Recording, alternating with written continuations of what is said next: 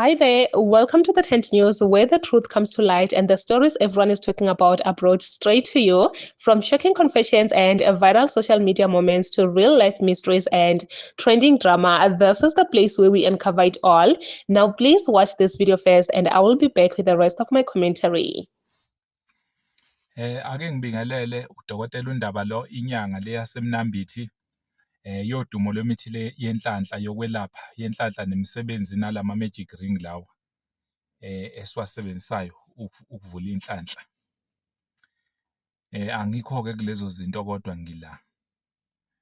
Kunento engangiphathe kahle, kunento engangiphethe kahle ngophakela umthakathi. Khona umfowethu ekuthiwa uphakela umthakathi indabandaba.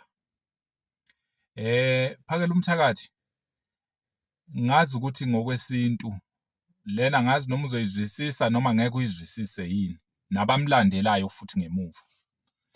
Ngiyinyanga mina yaseMnambithi udokotela uNdaba ekhaya sazi ukuthi ukhuzwa abafowenu futhi uboniswa abafowenu. Uma beke bakuyeka abafowenu ekhaya bathi hamba sokubona kusuke sekumoshakele ngoba lapho yonke impi uyibamba nabafowenu.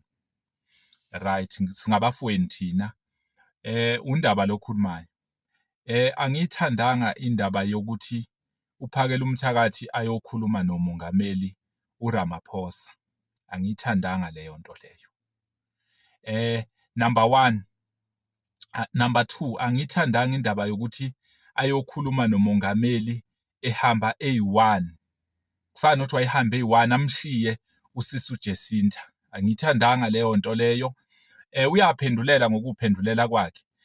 Uma sikhula singamaphoyisa into yabo bebeyenze kahle ngoba besazi ukuthi esiphoyiseni kuba kwi-deployment kuba nento ekuthiwa i-male and female, umuntu wesifazane nomuntu wesilisa. Kwenzelwani ukuthi into yenu uma niyenza lapho kufuneka umuntu wesifazane kube nomuntu wesifazane omakhona, lapho kufuneka umuntu wesilisa kube nomuntu wesilisa omakhona. Phakela umthakathi uhambile waya kumongameli nafina xoxa nomongameli ukuthi benixoxa ini asiyazi futhi asithandi ukuyazi. Esikushoyo lento yemarsh and marsh yokuxosha abantu bokufika imehlulile umongameli uRamaphosa. Imehlulile umongameli total. Mawukhuluma ngegovernment, into ethinta igovernment imehlulile. Upresident ihlulile igovernment lento yabantu bokufika. Umuntu oze wakhipha igama lokuthi hayi abahambe kodwa izingane zodadewethu seziningi isilo umntwana uMesuzulu ukuze kuze kusukume wena phakela umthakathi ulandele usisi uJacinta. Kuleyo nto kusho ukuthi ke upresident nento ethinta uhulumeni imhlulile into yabantu bokufika. Right, isesayidini. Wena umuntu okufanele ukhothame kuye ugijime kuye ngisho ebusuku nasekuseni mekubiza ethi woza ubani umntwana uMisuzulu isilo samabandla sakwaZulu ngoba yiso sacishe sayikhipha leli gama sabuye salijikisa kodwa ngoba phela ngeke silibeke ngembaba kodwa walalela sona ukuze uvuke nawe ispirit sokuthi ufollowe usisi uJacinta. Right, masuya kumongameli uyokwenzani? Ukubizile wajika wajika eStanderton, ujika eStanderton, ujikelana eStanderton. Angithi lento le niyibambe nonke ngoba niyibambile. Bekufanele wena mekutshela mase wenza iappointment mase ufonela ama colleagues wakho. Phela lento ekuthiwa icolleague kushiya ukuthi umuntu osebenza naye niyareportelana niyabikelana yonke niyabonisana futhi. Ufonela ama colleague wakho Jacinta sebethe bathi ngizwe emchunu sebethe bathi ngoba yiwo ama colleagues wakho layo. Mase usuka lapho uyo futhi kuyoreporta kwisilo kuqala Ndaba Ezithi. Labantu laba kahulumeni besebalile ukuthi bakhipha abantu bokufika kodwa nakho njengamanje sebeyangibiza bathi ngize kubo ngizokhuluma nabo ematafuleni nasemakhoneni. Ngenze njani Ndaba Ezithi? Sikunike isilo umbono nabeluleki besilo ukuthi njengoba manje wena ubumela uZulu uyahamba manje uyokhuluma noRamaphosa lo behlulekile ukukhipha abantu bokufika nohulumeni wakhe. Uyahamba uyokhuluma la kufanele uthi 1 2 no 3 in ubuyise futhi ireport kwisilo samabandla ukuthi sebethe bathi njengohulumeni asisakwethembi ke phakela umthatha. Mina ngizolibeka ngembaba lento esiyenzayo sekungazathi ukuhlukumeza iy'ngane zabantu kuphela lezi ezidayisela ematafuleni, kusho ukuthi njengamanje asisakwethembi Phakela Umthakathi ngoba usuhambisana noRamaphosa, usuyile waxoxa noRamaphosa ngamakhona. Number 2, iSila awusitshelanga. Number 3, uSisi Jacinta enihamba naye awumtshelanga. So asisazi uSisi Jacinta umele abantu besifazane kwiMarch and March, wena umele abantu besilisa. Number 3, iMarch and March usuyishintsha igama usuthi umnsizwa nensizwa inini, kusho ukuthi uSisi Jacinta akasekho lapha, akasekho umuntu omele abantu besifazane. Abantu besifazane labalandela kwiMarch and March kusho ukuthi indaba yabo ayisekho. Bafowethu, iMarch and March bekwenzela ukuthi kubuye isizwe lethu, kusizwe abantwana bethu. Akekho ngehlale futhi omunye uzothi wena uyikhulumelani, ngeke ngihlale ngayikhulumi ngoba bekuthiwa kukhunyelwa nami nginabantwana, nginekusasa kufanele abantwana bami bakhule. So engingayisho ukuthi Phakela Umthakathi, umuntu osafuna ukulandela iMarch and March akalandele iMarch and March eqondene noSisi Jacinta, ngoba wena sisakwethemba usuhlangane nesitha, isitha ebesiyeka ama-foreigner la eSouth Africa, uRamaphosa nohulumeni wakhe wahlangana naso. Asisakwethembi-ke mina, ngeke ngisaya emva kwakho. Into esengizoyenza makuthiwa uSisi Jacinta uhlela iMarch and March njengoba wayeyiqalile, ngizolandela ngemuva futhi yena. Noma kuthiwa kukhuluma iSilo ukubhodla ingonyama, uyena umuntu okufuna abhodla ingonyama ngendaba yama-foreigner, not uRamaphosa.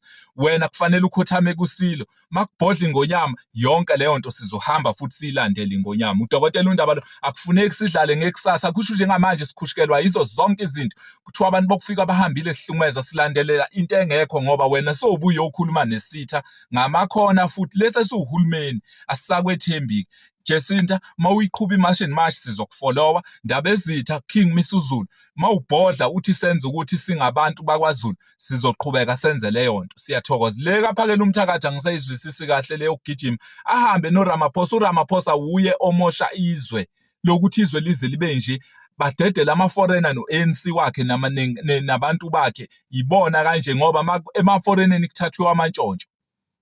Dokotela uNdaba lo inyanga leyasemnambithi angincethezi mina, ngibeka umbono wami. Angisayiboni indaba kaPhakela Umthakathi ngoba neMarch and March sekuwumnsizwa inini, kusho ukuthi abantu abasekho besifazane abasangeni lapho, akusesiyinto kwakhizwe. Siyathokoza. The Zulu man right here is sending this message to Phakela Umthakathi to say, we do not trust you anymore after that meeting with our president. Because obviously we all know that March and March was started by Jacinta, and Phakela Umthakathi also started his own program, which is Insizwa Nobunzizwa Bayo, which it's a lot, guys. It's a lot. And I do get what this man right here is trying to say, guys, Phakela Umthakathi came out as if he wanted to help Jacinta, only to reappear later on to say, nope, I'm starting my own program, I'm running my own program, which it's just somehow, guys, truly speaking, it is just somehow to think about this whole change, to say, okay, Jacinta is the leader, co-founder of March and March, co-founder of the fight that she is fighting, and also Phakela Umthakathi Nongizo, they came and joined her to say, yes, we are supporting you with this fight, and later on turned against her and went to meet with the president, which we don't even know what they were discussing about there in that meeting or what was being said. The question right here is, why did they leave out the leader? Is it because, as Insizwa Nobunzizwa Bayo believes ukuthi a woman cannot lead? Was that the reason? Or what was the reason, guys? You see with this one, Ashem, we are just busy asking ourselves, and we have been questioning this whole change for the longest time now, and unfortunately, we will not get the answers because no one is here to answer us, to explain to us what really happened and what was being discussed in that meeting. Because why was Jacinta left out? I stand with this man to say, nope, Phakela Umthakathi cannot be trusted at this point.